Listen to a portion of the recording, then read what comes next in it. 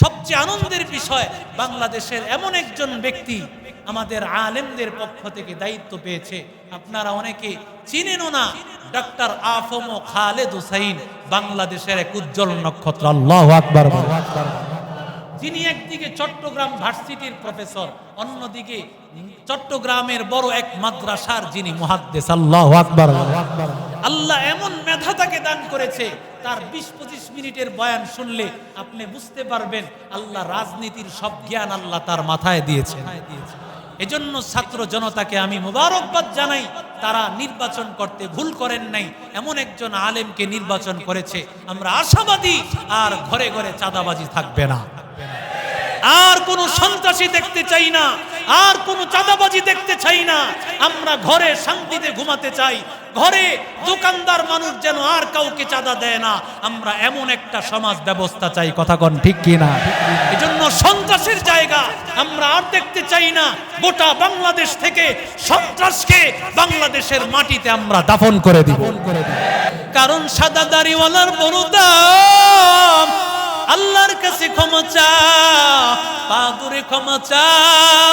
আর অন্যায় ভাবে যাদের ঘর বাড়ি পুরায় দিয়েছো নিরহ মানুষ, ওদের কাছে মাফ চা।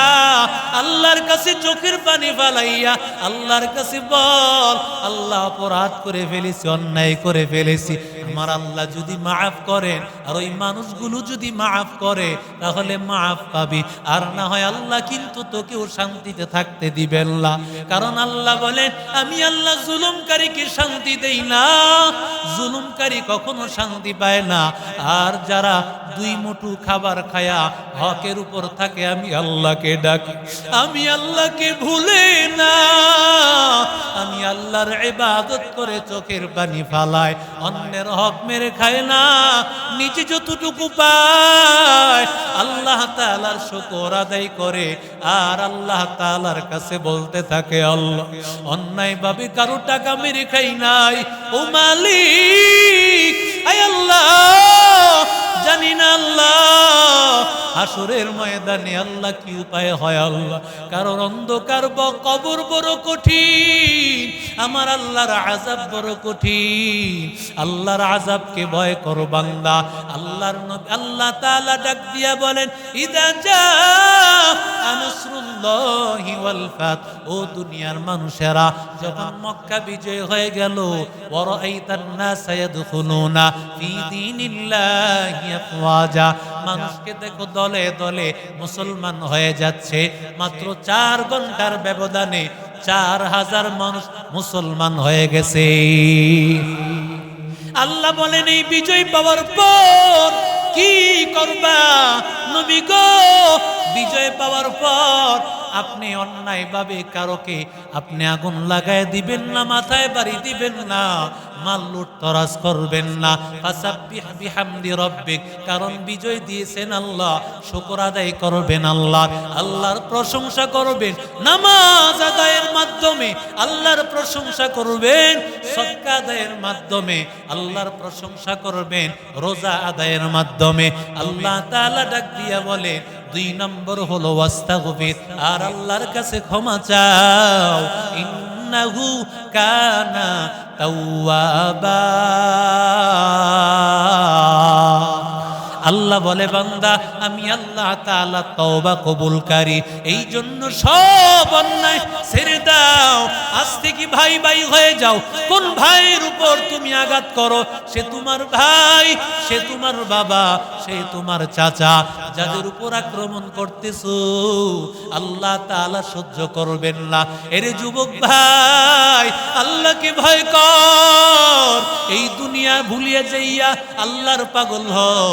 যদি আমার আল্লাহর পাগল হয়ে যাইতে পারো, ওমরকে আল্লাহ তাআলা যেমন রাজত্ব দিয়েছেন, আমার আল্লাহ তাআলা আজকে যেমন ভাবে ছাত্র জনতাকে আল্লাহ তাআলা ওদের বিজয় দান করেছেন, আল্লাহ তাআলা এক সময় তোমাদের হাতেও আল্লাহ তাআলা ক্ষমতা দিবেন। আল্লাহ তোমাদের দুনিয়ার সব সম্পদ পায়ে আল্লাহ ঢেলে দিবে। কথা বলেন ঠিক না বেঠিক? আল্লাহ আমাদের সবাইকে ইনসাফ ওয়ালা বানায়া দেন, সকলে বলি আমিন। সমস্ত জুলুম আর অন্যায় থেকে আল্লাহ হেফাজত থেকে নিজের জীবনটাকে আল্লাহমুখী করে মৃত্যু পর্যন্ত আল্লাহর আশিক হয়ে নবীর আশিক হয়ে কবরে যাওয়ার তৌফিক দান করেন। এজন্য বিজয় দিয়েছেন, জোরে বলেন কে? শুকর আদায় করতে হবে কার? এই শুকর কিন্তু মদের মাধ্যমে নয়, শুকর কিন্তু লুটতরাজের মাধ্যমে নয়, এই শুকর অন্যায়ভাবে কারো উপর আঘাতের মাধ্যমে নয়, শুকর করতে হবে সেজদার মাধ্যমে, শুকর করতে হবে ক্ষমা করে দিব। লা তাসরিবা আলাইকুমুল ইয়াউম, বিশেষ বিশেষ অপরাধী এদের তো আমরাও ক্ষমা করব না, আল্লাহও ক্ষমা করবেন না, গোটা জাতির সামনে তাদের বিচার হবে। কথা বলেন ঠিক না বেটি? কিন্তু নিজের ভাই ভাই আমরা আল্লাহর হস্তে এই অপরাধে কেউ লিপ্ত হব না। আজকে গোটা বাংলাদেশে ঘরে ঘরে কেন ডাকাতি? এটা কারা করছে? আবার কিছু মানুষ ষড়যন্ত্র করতে চাচ্ছে। কথা বলেন ঠিক না বেটি? গতকাল ফেনী বড় মসজিদে এক হিন্দু মহিলা পাওয়া গেছে, মসজিদে আগুন জ্বালায় দিতে চেয়েছে। বোঝা যাচ্ছে কেউ মুসলমান আর হিন্দুর মধ্যে দাঙ্গা লাগায় দিয়া ভারত বাংলাদেশে তারা যুদ্ধ লাগায় দিতে চায়। কথা কন ঠিক না বেটি? এজন্য মুসলমান সজাগ থাকতে হবে। বিজয় আসছে, এই বিজয় পাইয়া এভাবে উল্লাস হয় না, এটা বিজয় নয়। এই বিজয় তো তখন হবে যখন আল্লাহর শুকর আদায় করব, আল্লাহর কাছে পরিপূর্ণভাবে নত হয়ে যাব আর সজাগ থাকব। কোনো সন্ত্রাস আর কোনো ডাকাতের কোনো জায়গা নাই। কথা কোন ঠিক কি না? কোনো ডাকাতের হাতে এই দেশ বিজয় হয় নাই, কোনো সন্ত্রাসের হাতে এদেশ বিজয় হয় নাই। এদেশ বিজয় হয়েছে ছাত্র জনতা মাজলুমের রক্তের বিনিময়ে। কথা কোন ঠিক না বেটি? সুতরাং কোনো সন্ত্রাসের হাতে ক্ষমতা যাবে না।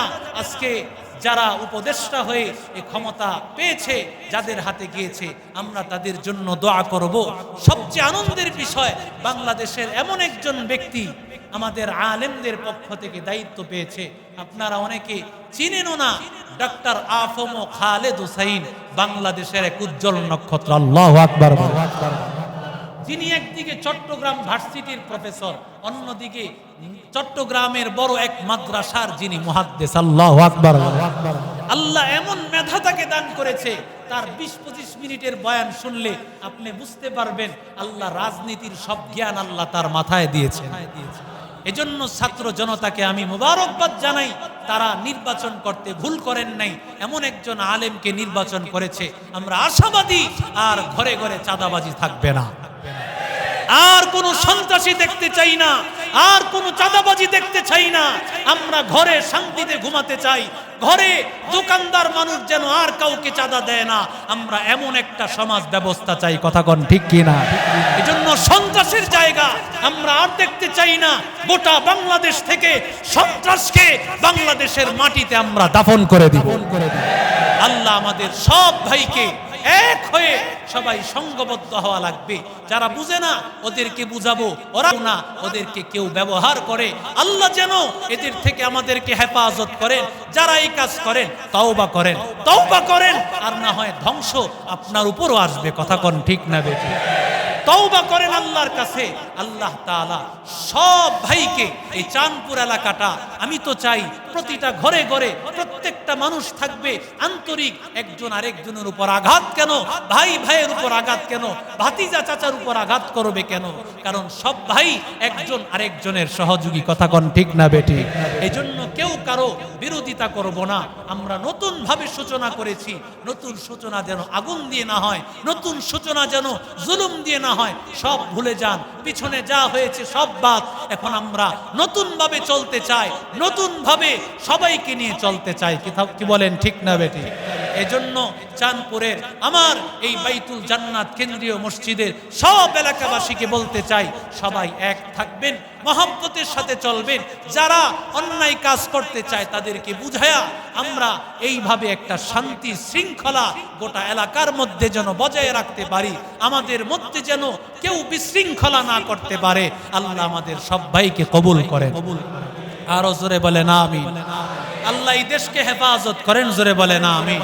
যারা উপদেষ্টা হয়েছেন তাদের হাতে যেন এই ইসলাম ঠিক থাকে, কোরআন ঠিক থাকে, এবং জুলুম নির্যাতন যাদের উপর হয়েছে তাদের দৃষ্টান্তমূলক সাজা যেন হয়, এবং চিরতরে যেন জুলুম একেবারে বিদায় হয়ে যায়। আল্লাহ যেন আফগানিস্তানের মতো এমন ইনসাফওয়ালা দেশ আল্লাহ বানায় দেন, ঠিক না বেটি? মিডিয়াওয়ালাদের মাথা গরম, বহির রাষ্ট্রের, ওরা বলতেছে এই দেশ আফগানিস্তান বানায় দেন। এদেশ আফগানিস্তান হইলে তোমার সমস্যা কি? কারণ এখন বর্তমানে সবচেয়ে শান্তির দেশ কোন দেশ? কথা বলেন। সবচেয়ে শান্তির দেশ আফগানিস্তান, যে দেশকে এক সময় বলেছিল জঙ্গিবাদী, উগ্রবাদী, সেই দেশ এখন সবচেয়ে শান্তির দেশ। সে দেশের মানুষ এখন আর জুলুম নাই, নির্যাতন নাই, জমিনে ফসল লাগায়, কিছুদিনের মধ্যে হয়ে যায়, টাকার মান সবচেয়ে বেশি, শান্তি সবচেয়ে বেশি। এজন্য শান্তি হলো কোরআনের পক্ষে, শান্তি হলো কোরআনের ছায়াতলে, শান্তি হলো ইসলামের ছায়াতলে। আল্লাহ আমাদের সবাইকে ইসলামের ছায়াতলে, ইসলামের পক্ষে কথা বলার তৌফিক দান করেন। আল্লাহ যেন ইসলামের পক্ষে চলার তৌফিক দান করেন।